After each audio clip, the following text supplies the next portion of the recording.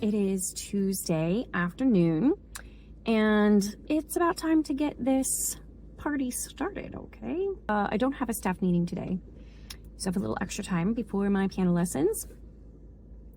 And so I stopped and got myself a little snack, which I had an extremely healthy lunch today with salmon and salad and broccoli that my husband very kindly packed for me. So I just needed a little pick-me-up this afternoon, but I didn't want to go crazy. So I stopped at this little coffee shop that has, like around here we have a lot of Korean coffee shop / bakeries where they sell a mix of like Korean or Asian pastries and sweets, as well as like, you know, typical French pastries like croissants and that kind of stuff. Anyway, so this is a honey cake and it doesn't have any sugar in it, but it does have honey. So it's not low carb, but it doesn't have refined sugar in it. So it's a bit of a compromise. And so anyway, it's pretty good.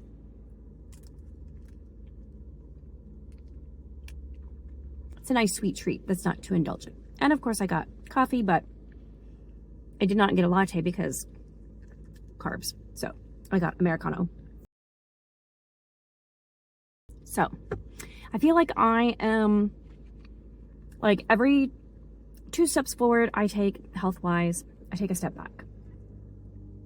Overall, I feel like there's forward motion, progress, but yesterday was a big step back and I was very discouraged and frustrated, but today I'm feeling better, so that's good. So I was talking to my doctor about it, and you know, he was like, maybe it's time to consider the reasons why you were not able to kick this virus, like possibly poor sleep, poor diet, stress, any other underlying potential issues. And I was like, ooh, well, you know. As I eat my honey cake and stay up until 11:30 reading books. You know, perfectly healthy. I'm perfectly fine. Nothing to see here. Anyway, so this week is a blessedly short week at work. Friday is a teacher work day because it is the end of the quarter tomorrow, but I am off on Thursday and Friday. Thursday is actually only a half day anyway. So I am going to a prayer retreat this weekend, Thursday, Friday, and Saturday, and I'm really looking forward to that. It will be nice to get away, but I want to be feeling well the whole time. So the whole, you know, lifestyle / underlying issues thing aside, the doctor did offer to give me a steroid if I wanted to, and I'm actually considering it only because I want to be well this weekend. I don't want to be feeling sick away from home and with other people, and I won't even have like my own transportation. Like, I'm gonna be relying on other people, so I don't want to be like feeling yucky and then stuck wherever I am.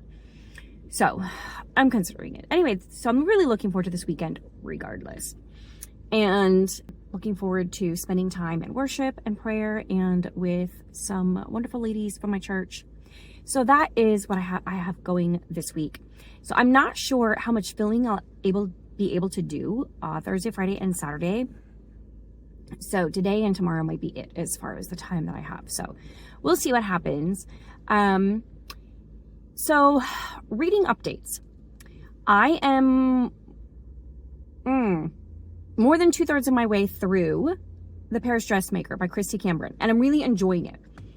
The narrative is a little bit, or the narration style, whatever, I don't know. It's a little bit disjointed because, so we have 2 different perspectives going. One is Lila and one is Sandrine. And so we flip back and forth between them, which is fine. That doesn't bother me. I know some people don't like multiple points of view, but that's fine. I'm enjoying getting their 2 different perspectives and their 2 different stories. And how I'm seeing how their lives are going to be intersecting here. And that is interesting. However, not only are we going back and forth between the perspectives, we're jumping back and forth in time from the beginning of World War II, like 1939 to 1941. And then the other one is like 1944. I don't know if it goes through 1945 to the end of the war or not. but we're jumping back and forth. So it's a little bit disjointed and I lose track a little bit, especially since I'm not consecutively just reading this book. I have other books going on in the meantime. So I'm having a bit of a hard time tracking it. So there's that. If, you don't like that sort of thing, then you won't want to pick up this book. However, it is still enjoyable and I am enjoying the story. They are very interesting characters in very interesting positions. It's talking a lot about a heavy focus of this story is the art that the Nazis stole. In this case from the Rothschilds, which how did I not know that the Rothschilds lived in Paris? I didn't know that. So anyways, the Rothschilds, or they had a house anyway, they had art in Paris and Hitler stole it. Also, there's a lot in here about how the Nazis stayed in the Ritz in Paris. And so you get a glimpse of their kind of lavish lifestyle they had while the average Parisian was struggling to make ends meet due to rations, etc. and the like. So it's an interesting perspective on the story. And then there are two relationship stories happening. Both of them, okay, so the one, Sandrine, she is married, but then her husband goes to fight for the French army, the Free French, whatever, in the war.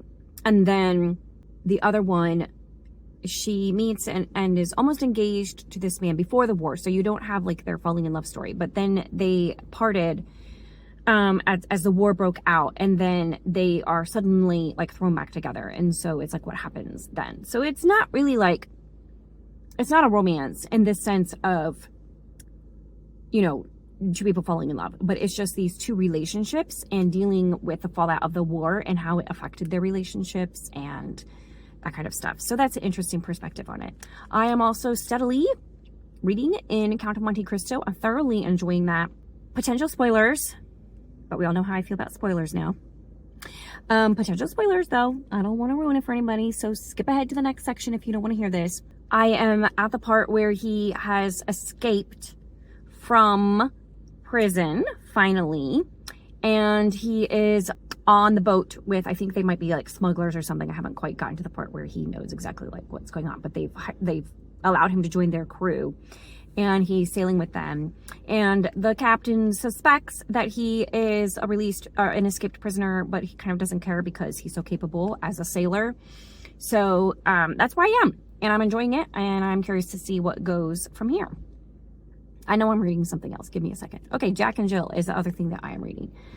And I've not gotten too much farther than my last weekly reading vlog in that one, a few more chapters, and I'm just really enjoying it. It's a very nostalgic read for me because I loved it when I was little, and I'm still loving all the same things about it. In particular, I really loved the wholesome and sweet relationship between Jack and Jill. So they're young teenagers in this story, but they've been friends since they were children, and it's you see them. The story is just, it doesn't they don't grow up in the story. They're still teenagers by the end of it. So it's not their complete life story or anything, but you see, that in the future, they're going to be, those high school sweethearts who get married and, live together forever. And it's just such a sweet and wholesome friendship that they have at this point in the story. And, a pure love for each other. And I just really enjoy, that's what I loved about it when I was little. And that's the part I still love about it now. I just love their relationship in this story. And I love how the whole community comes together when there's a tragic accident, and they help and support Jack and Jill in their recovery. And I just really love that. And it goes into, the ups and downs of recovering from a tragic accident or a traumatic experience. But it's very lightly handled because it's written largely for children. So it's not a heavy-handed and dealing with those things. It doesn't get deep into grief, or trauma or any of that stuff. It's just very enjoyable and pleasant reading. And like Alcott's other works for children, there is a decent amount of moralizing and moral instruction for children. And Jill and her little friends, they start this mission society, but about ways that they can serve and minister to the people in their sphere of influence, mainly their family and or themselves, you know, ways that they need to work on their own hearts and minds, etc. It's definitely a very like works-based kind of transcendental righteousness / morality. It's not, you know, it's not gospel driven or grace driven. It's very much, you know, these are the right ways to behave, and, you know, so this is how you should do it. And I think that's where Alcott's books, that's a big weakness in them, in my opinion.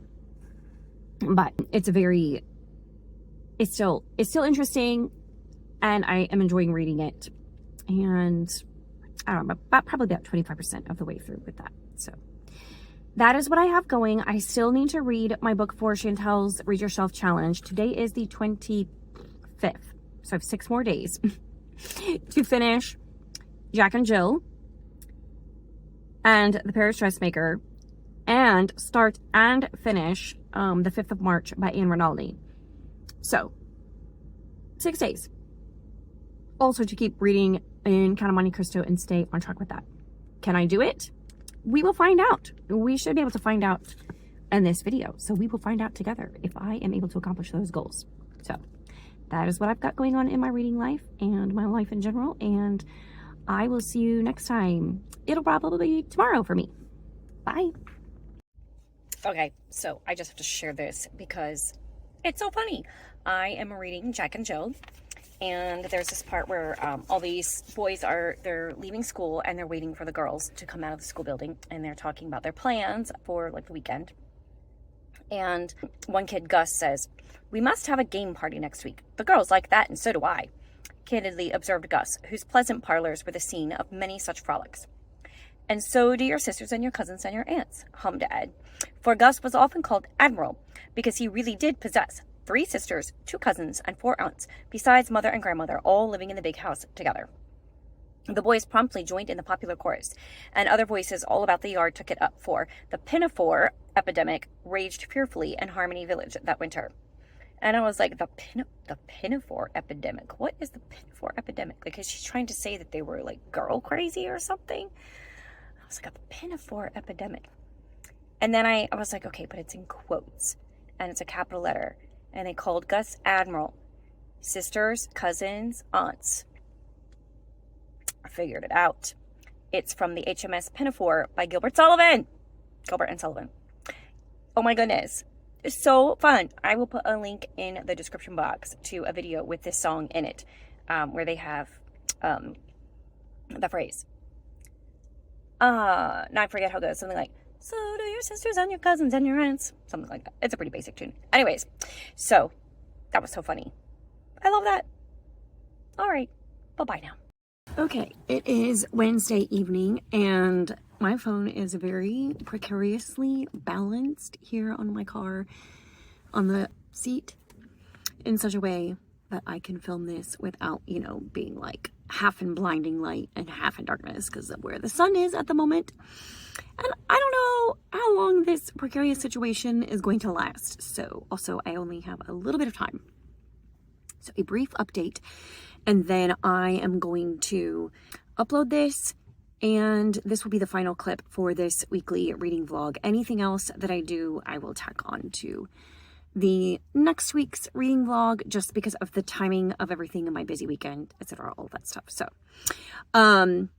this will be short-ish. That's still probably going to be like 25 minutes or so. Anyway, so I just finished reading The Paris Dressmaker by Cristo Cameron, which, oh my goodness, I'm so thankful I finally read another book. Goes for the Jeanette's Reading Christian Fiction Challenge. The prompt was to read a book set not in a country, set not in your country. So set in a foreign country. So that was set in Paris during the World War II. And it was a really interesting story and very gripping. I really enjoyed it. I think I already mentioned that in many ways, like just the way that the story was told, the way it unraveled is a little bit disjointed. You have to follow these converging tracks, some of them moving forward in time and some of them moving backward in time, kind of. Not really backward in time, but like, anyway, But it's all converging to, at about 70% of the way through the book, everything is that all the action is culminating at D-Day in France, and then the ensuing battles and situations, skirmishes, etc., that led to the final liberation of Paris from the Nazis. And it was, like I said, it's just a very gripping story, if told a somewhat disjointedly, kind of like me trying to explain it. So, I definitely do recommend it if you like historical fiction, particularly if you enjoy World War II historical fiction. There's not really any romance in it. As I mentioned before, it's a story of two people who, already have relationships. One is with a sort of fiance and fiancé. It's kind of a tale of them coming back together, but they were really only... Anyway, it's kind of hard to explain, but it's not really a love story as far as... It's not a romance in the typical sense. And the other one is a married couple and the struggles they have being separated in the war. It's more about these couples being separated by the circumstances of the war and finding their way back together, and the way is that they change individually and how that makes them stronger as they come back together. It's not really about romance per se. So if romance isn't your thing, then you will enjoy it. But even if you do enjoy romance, there is enough of their, there's just a sprinkling of their relationship thread running through the story that can make it kind of satisfying in that way if you do enjoy romance. But it's really just very well written story focusing on the lives of women in Paris in World War II, particularly women who ended up having to work very closely with Nazis for one reason or another, by virtue of the positions where they ended up during the course of the war, and kind of like the fine line that they walked in that situation. And so it was very interestingly told, and was an aspect of the war that I was personally hadn't really given a lot of thought to. And I really liked how Cristo Cameron, towards the end of the story, she really was making an excellent point about respecting the humanity in one another, even when you are on opposite sides of a war or a conflict, and seeing the humanity in other people, not in a blind sense of ignoring what is truly wrong, ignoring true crimes that have been done.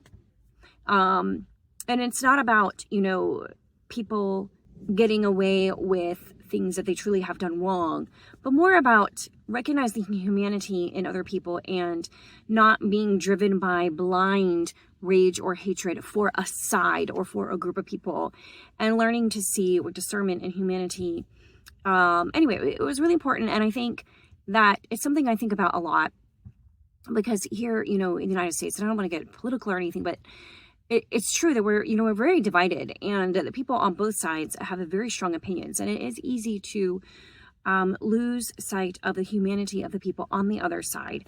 And we also very easily lose sight of the fact that there's actually a lot that we have in common and a lot that we want that is the same, but so much of it gets covered up in propaganda and emotional rhetoric. And so I think it's really important to always remember to see the humanity in people, even people who are from the other side, or people who are the enemy.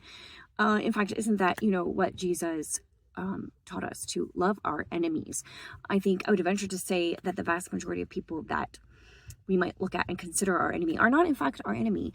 So anyway, I just thought that was, it wasn't a huge theme, I wouldn't say, in the book, but it definitely was something that she drew out at the end, and kind of made, there was just a few scenes of things that happened in the end that made me think about that a little bit, and I really appreciated that. But the story, a primary theme in the story, was definitely about women in, French women in World War II, and how they survived the war, and how they had to walk that fine line, and the way that some of them handled it and some of them didn't, and the way they survived and what they did, what they had to do to survive, what they should have done, what they didn't do, the good, the bad, the ugly. She kind of touches on all of it during the course of the story. So it was really interesting from that perspective. The other thing that it really focuses on, tying all of those threads together, is the issue of all of the art that the Nazis were stealing from people in Paris, which I think I already mentioned. And so that was also very interesting. And also a lot of the story was about how the French resistance was working even in that aspect of keeping records of the items that the Nazis stole and trying to keep accurate records of where it ended up so that it could be recovered after the war, and the French resistance role in recovering that art to a certain extent. All of that plays a part in this story. So that was interesting too. I don't read a lot of, I've read a lot of World War II fiction, but this was unique in focusing on that specific aspect. I hadn't really read any novels that dwelt on that aspect of the war too much. So it was very interesting. And there were some aspects of the story. I think I'll probably end up giving it 4 stars. One, because I wouldn't give it 5 stars, even though I really, really, really enjoyed the reading experience, because of the sort of the way that the narrative was just kind of like, I don't know. It was just a little bit disjointed. Like, I feel like I could see what the author was doing there with it and the way it was structured. And it was a unique structure. And I there's a part of me that appreciates it, but there's a part of me that feels like it detracted from the story. So there's that.